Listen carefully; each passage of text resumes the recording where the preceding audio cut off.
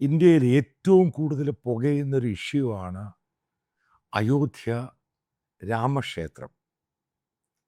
അപ്പോൾ അതുമായി ബന്ധപ്പെട്ടുള്ള സ്കാം എന്ന് പറയുന്നത്, അതിനുശേഷം ഈ പറയുന്ന എക്സാമിനേഷൻ, ധർമ്മേന്ദ്ര പ്രധാൻ, മറ്റുള്ള സ്കാമുകൾ ഓരോന്നായിട്ട് പുറത്തു വരുന്നു.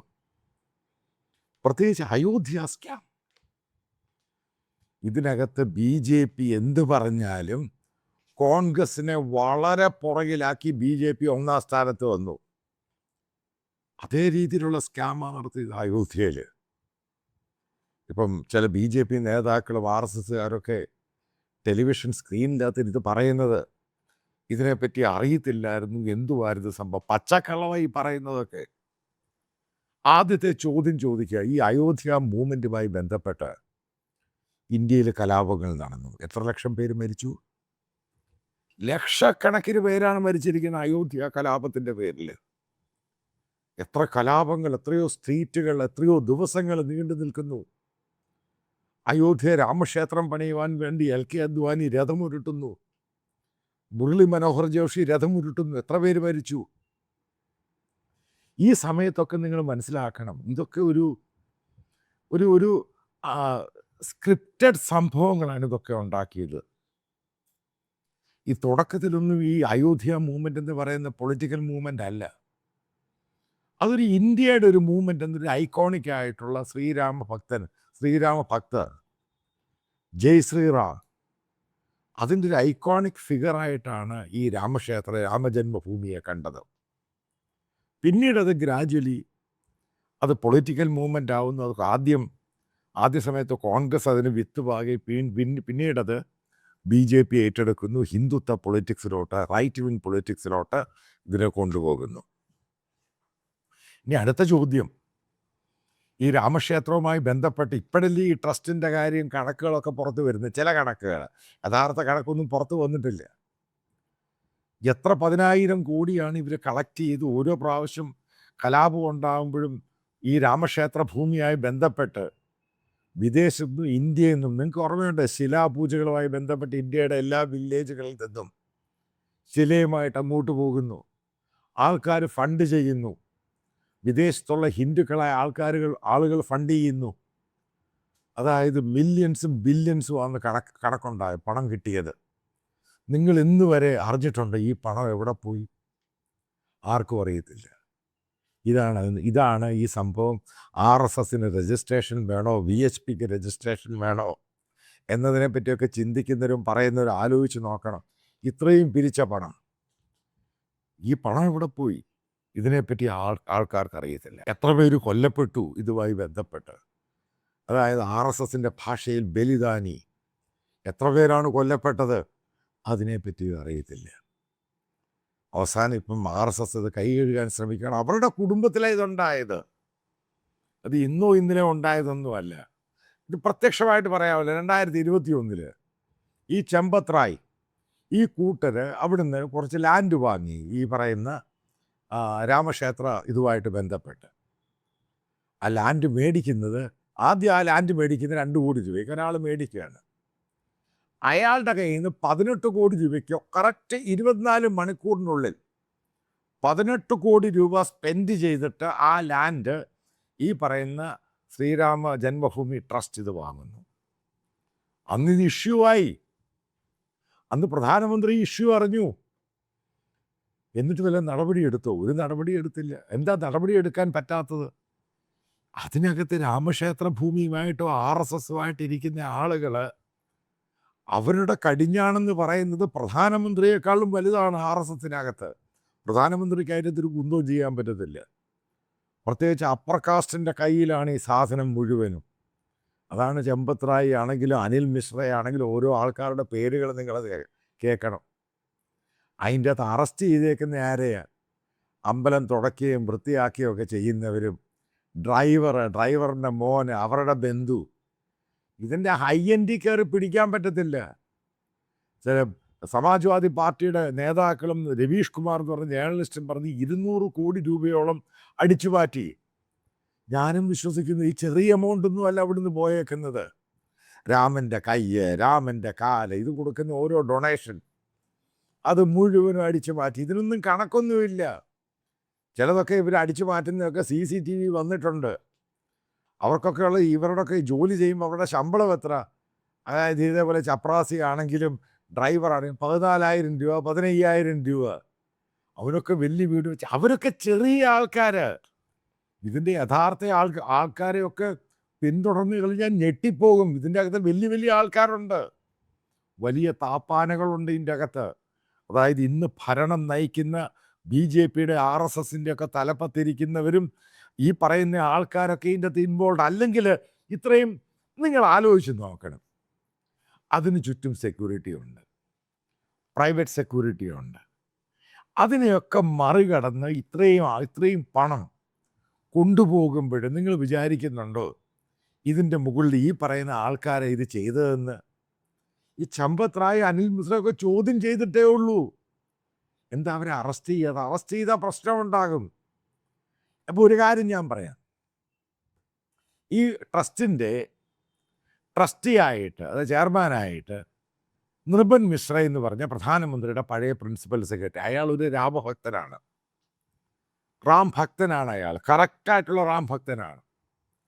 അയാൾ ടെലിവിഷൻ ഇൻ്റർവ്യൂവിൽ പറയുകയാണ്, ഈ സംഭവത്തെപ്പറ്റി പല ആവർത്തി പറഞ്ഞിട്ടുണ്ട്. ഈ നിർഭൻ മിശ്രയും പ്രധാനമന്ത്രിയുമായിട്ട് അടുപ്പമില്ല. പ്രധാനമന്ത്രി അപ്പോയിൻ്റ് ചെയ്ത ആളാണ് നിർഭൻ മിശ്ര. പ്രധാനമന്ത്രി നേരിട്ട് അപ്പോയിൻമെൻറ്റ് ചെയ്തയാളാണ് ഈ പറയുന്ന സമ്പത്ത് റായ്, അനിൽ മിശ്ര, ഈ ആൾക്കാരെ മുഴുവനും. അപ്പോൾ അവിടെ പ്രശ്നമുണ്ടായി. ഇതേപോലെ പണം അടിച്ചു മാറ്റുന്നു. നിർഭൻ മിശ്ര ഉറപ്പായിട്ടും പറഞ്ഞു കാണും, യോഗി ആദിത്യനാഥിനോട് പറഞ്ഞു കാണും. കാരണം അദ്ദേഹമാണ് UPയിൽ അത് മോണിറ്റർ ചെയ്യുന്നത്. കാരണം കേന്ദ്രത്തിൻ്റെ, സെൻട്രലിൻ്റെ ഡബിൾ എഞ്ചിൻ സർക്കാരാണ് ഇത് മോണിറ്റർ ചെയ്യുന്നത്. അത് ആദ്യം അങ്ങ് മനസ്സിലാക്കുക. അതും നാണ് ഇത് അടിച്ചു മാറ്റിക്കൊണ്ട് പോയേക്കുന്നത്. ഇത് പിടിക്കാൻ തുടങ്ങിക്കഴിഞ്ഞ വലിയ താപ്പാനകളുണ്ട്. അതിലന്നും ഈ പല ആൾക്കാരും ഇതിൻ്റെ ടോക്സൊക്കെ ഈ മീഡിയ സർക്കിളിലൊക്കെ ഉണ്ടായിട്ടുണ്ട്. അപ്പോൾ ആൾക്കാർ പറയുന്നുണ്ട് ഇവിടുന്ന് പ്രധാനമന്ത്രിക്ക് ടച്ച് ചെയ്യാൻ പറ്റത്തില്ല, കാരണം RSSൻ്റെ ഡയറക്റ്റ് കൺട്രോളിലാണ് ഇതൊക്കെ. അപ്പോൾ ആരാണ് ഈ പണം കൊണ്ടുപോയത്? ഇത്രയും ഹ്യൂജായിട്ടുള്ള പണം കൊണ്ടുപോയത്? ഒറ്റ ചോദ്യമുള്ളൂ. നേരത്തെ ഇവരൊക്കെ എന്തൊക്കെ പറഞ്ഞത്? മുഗൾസ് ഭരിച്ചുകൊണ്ടിരുന്നപ്പോൾ ഇവിടുത്തെ അമ്പലങ്ങളിലെ സ്വർണവും അതൊക്കെ അടിച്ചുകൊണ്ട് പോയി. അത് ഹിന്ദുത്വ രാമരാജ്യം തിരിച്ചു വരണം. ഈ കണ്ടതാണ് അയോധ്യയിൽ നമ്മൾ കണ്ട മോഷണമാണ് ഇവർ പറയുന്ന സനാതനവും രാമരാജ്യവും. ഇത് മനസ്സിലാക്കുക. ഇത് സാധാരണ ഒരു നോർമൽ ഹിന്ദു അതായത് വിശ്വാസികളെ സംബന്ധിച്ചിടത്തോളം, നിങ്ങൾക്ക് മലയാളികൾ എങ്ങനെയാണ് ശബരിമലയെ കാണുന്നത്, അതേപോലെ എനിക്കറിയാം ലക്ഷക്കണക്കിന് നേരിട്ടറിയാവുന്ന എൻ്റെ എത്രയോ സുഹൃത്തുക്കൾ രാമഭക്തരാണ്, അതായത് ശ്രീരാമ ഭക്തന്മാരാണ്. അവർക്കൊക്കെ ഉണ്ടായേക്കുന്ന ഷോക്ക് എന്ന് പറയുന്ന പറഞ്ഞാൽ തീരുന്നതല്ല. എനിക്കറിയാവുന്ന പലരും, പേഴ്സണൽ അറിയാവുന്ന പല ആൾക്കാരും അവരുടെ ലൈഫിൽ കിട്ടിയ പലതും സാധനം സ്വർണ്ണമായിട്ട് ഈ അമ്പലം ഇനാഗ്രേറ്റ് ചെയ്തപ്പോൾ അവിടെ കൊണ്ട് ഡൊണേറ്റ് ചെയ്ത് എനിക്ക് പേഴ്സണലി അറിയാവുന്നവരുണ്ട്. അതിലൊരാളാണ് ലക്ഷ്മി നാരായണൻ. അതായത് തമിഴ്നാടനാണ്, തമിഴ് ബ്രാഹ്മണനാണ്, മധ്യപ്രദേശ് കേഡർ IAS ഓഫീസറായിരുന്നു. അതൊക്കെ മക്കളൊന്നുമില്ല, പേഴ്സണലി അറിയാവുന്ന ആളാണ്. അയാൾ അവിടെ കൊണ്ട് എത്രയോ കോടിയുടെ സാധനം അവിടെ കൊണ്ട് കൊടുത്ത് ഗോൾഡായിട്ട് അയാൾ, കാരണം അവർക്ക് വേറെ ആരുമില്ല. ഇതേപോലെ എത്രയോ ആളുകൾ എനിക്കറിയാവുന്ന NRIs ഉണ്ട്, മലയാളി ഹിന്ദിക്കാരായിട്ടുള്ളവർ, റാം ഭക്തരായിട്ടുള്ളവർ. അവർ കൊണ്ട് കൊടുത്തേക്കുന്നേ മുഴുവന് അടിപടലം അടിച്ചങ്ങ് മാറ്റി. അതായത് രാമരാജ്യം കൊണ്ടുവന്നു. ഇതാണുണ്ടായത്. ഇതിൽ ആരാണ് തെറ്റുകാർ? മനസ്സിലാക്കേണ്ട അക്കൗണ്ടബിലിറ്റി എന്നൊരു സംഭവമുണ്ട്. ഇത് തന്നെയാണ് ചില ആൾക്കാർ ഇപ്പോൾ ചോദിക്കാൻ തുടങ്ങിയത്. ഇതാരാണ് ഓഡിറ്റ് ചെയ്യുന്നത്? ഇതാരാണിത് അക്കൗണ്ട് ചെയ്യുന്നത്? അക്കൗണ്ടബിലിറ്റി ഇല്ലാത്ത സംഭവമായിട്ട് മാറി. പ്രധാനമന്ത്രിക്കൊന്നും ചെയ്യാൻ പറ്റത്തില്ല. കാരണം ഇതിനകത്ത് ഇരിക്കുന്നൊരു മുഴുവൻ RSSൻ്റെ ടോപ്പ് അപ്പർ കാസ്റ്റുകളാണ്. അവരെ തൊടാൻ പറ്റത്തില്ല. പേരിന് അവിടെ ഇവിടെ 1-2 പേരെ OBCകളെയും വെച്ചിട്ടുണ്ട്, ഡ്രൈവറായിട്ടോ അതായിട്ട് ഇതായിട്ട്, ഇത്രയേ ഉള്ളൂ. ബാക്കിയെല്ലാം ടോപ്പ് എൻഡിലാണ് ഇവരിയ്ക്കുന്നത്. അവരെ തൊടാൻ പറ്റുമോ? ഇവരൊക്കെ അടിച്ചു മാറ്റി ആവശ്യത്തിന് കൊണ്ടുപോയി. സമ്പത്ത് റായ് എന്ന് പറയുന്നയാൾ ഇന്ത്യയിലെ ഹിന്ദുത്വ പഴയ പല നേതാക്കളും പറയുമ്പോൾ അതിൻ്റെ കൂടെ കയറി വന്ന ഹിന്ദുത്വ ഫേസാണ് പുള്ളി. ഇന്ത്യയിലെ പല അമ്പലങ്ങൾ, പല മുസ്ലിം പള്ളികളും പൊളിച്ച് അമ്പലം ആക്കണമെന്ന ഡിമാൻഡാണ് BHP. അതിൻ്റെ നേതാവായിരുന്നു. അതായത് അയോധ്യ ട്രസ്റ്റിന് ജനറൽ സെക്രട്ടറി സ്ഥാനം ഇപ്പോഴീ കോൺട്രവേഴ്സി ഉണ്ടായപ്പോൾ റിസൈൻ ചെയ്തു. അയാൾക്കിതറിയത്തില്ലയോ? ഇത്രയും പണം അവിടുന്ന് പോയി അയാൾക്കറിയത്തില്ലേ അവിടെ എന്തൊക്കെ നടക്കുന്നു? കാരണം ഇവരൊക്കെ വളരെ മിടുക്കന്മാരായിട്ടുള്ള ആൾക്കാരാണ്, മണ്ടന്മാരൊന്നും അല്ല. എത്രയോ വർഷം പൊളിറ്റിക്സിൽ ഇതേപോലെ BHPയിലും പ്രവർത്തിച്ച ഇവർക്ക്, പല അമ്പലങ്ങളുമായി ബന്ധപ്പെട്ട കാര്യങ്ങൾ നടത്തുന്ന ഇവർക്ക് അയോധ്യയിൽ ഇത്രയും വർഷമായിട്ട് ഈ കാര്യങ്ങൾ നടക്കുന്നു. ഇന്ത്യൻ പ്രധാനമന്ത്രിക്ക് അറിയത്തില്ല? 100% അറിയാം. യോഗി ആദിത്യനാഥിന് അറിയാം. പക്ഷെ അവർക്കൊന്നും ഇവർക്കെതിരെ ചലിക്കാൻ പറ്റത്തില്ല. ഇപ്പോൾ പ്രശ്നം എങ്ങനെയാണ് ഇത്ര രൂക്ഷമായത്? ഇതിൻ്റെ ഓരോ കാര്യങ്ങളും മീഡിയയിൽ കൂടെ അങ്ങോട്ട് പുറത്തു വന്നു. അതായത് ഈ പറയുന്ന അഖിലേഷ് യാദവിൻ്റെ പത്രസമ്മേളനം കഴിഞ്ഞ് ഓരോ സംഭവങ്ങൾ ഓരോന്നും കാണാനില്ല. CCTV ഫുട്ടേജുകൾ വരാൻ തുടങ്ങി. ഇതോടുകൂടിയാണ് ഈ ആൾക്കാർ, അതിന് RSSനകത്തുള്ള റാം ഭക്തരും BHPക്കാരും അവർ അലേർട്ടായി. അവർ പറഞ്ഞു ഇത് ആക്ഷൻ എടുക്കണം, ആവശ്യമാണ്, ഇതിങ്ങനെ പോകാൻ പറ്റത്തില്ല. അതിനെ തുടർന്നാണ് UP ഗവൺമെൻറ് SIT ഉണ്ടാക്കിയത്. അപ്പോൾ ആദ്യം FIR എടുത്ത് കേസ് എടുക്കണമായിരുന്നു. അവർക്കെല്ലാം സമയം കൊടുത്തു. എവിടെ കൊണ്ട് ഒളിച്ചു വെക്കണം, ഒളിക്കാനുള്ള സമയം കൊടുത്തു. അതായത് പൂർണ്ണമായിട്ടും കൺട്രോൾ ഇല്ലാതെ പോയി, അക്കൗണ്ടബിൾ ഇല്ലാതെ പോയി. ഇന്ത്യയിലെ ഓരോ രാമഭക്തനാണെങ്കിലും ഓരോ ഹൈന്ദവ വിശ്വാസികളുടെ വിശ്വാസത്തെ കെടുത്തുന്ന രീതിയിലാണ് ഈ കാര്യങ്ങൾ പോയേക്കുന്നത്. മറ്റുള്ളവരെയൊക്കെ കുറ്റം പറയാൻ വരട്ടെ, സ്വന്തമായിട്ട് സ്വന്തം കുടുംബം അടിച്ചു മാറ്റുന്നവന്മാരാണ് ഇവരെന്ന് പറഞ്ഞാൽ നമുക്കെങ്ങനെ തള്ളിക്കളയാൻ പറ്റും?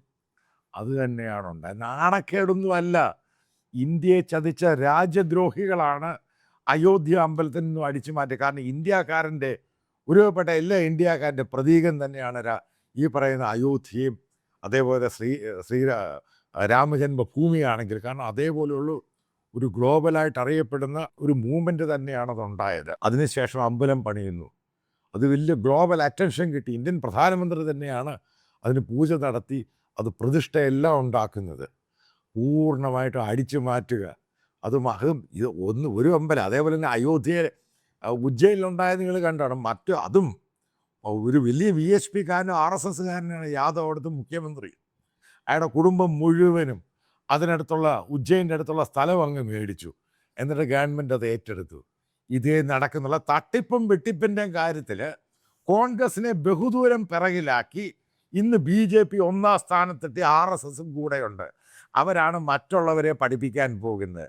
ആദ്യം അവരൊക്കെ സ്വയം നന്നാകട്ടെ, എന്നിട്ട് മറ്റുള്ളവരെ പഠിപ്പിക്കാൻ പോയാൽ മതി. ഇത് തന്നെയാണ് ഇന്ത്യയുടെ ഏറ്റവും വലിയ ശാപം. അതായത് ഈ സനാതനം പറഞ്ഞാലും രാമരാജ്യം പറഞ്ഞാലും സ്വന്തം അമ്പലം അടിച്ചു മാറ്റുന്ന അമ്പലക്കള്ളന്മാരാണ് ഇവന്മാർ എന്ന് പറഞ്ഞാൽ നമുക്കൊരു കാരണവശാലും ഇത് തള്ളിക്കളയാൻ സാധിക്കില്ല.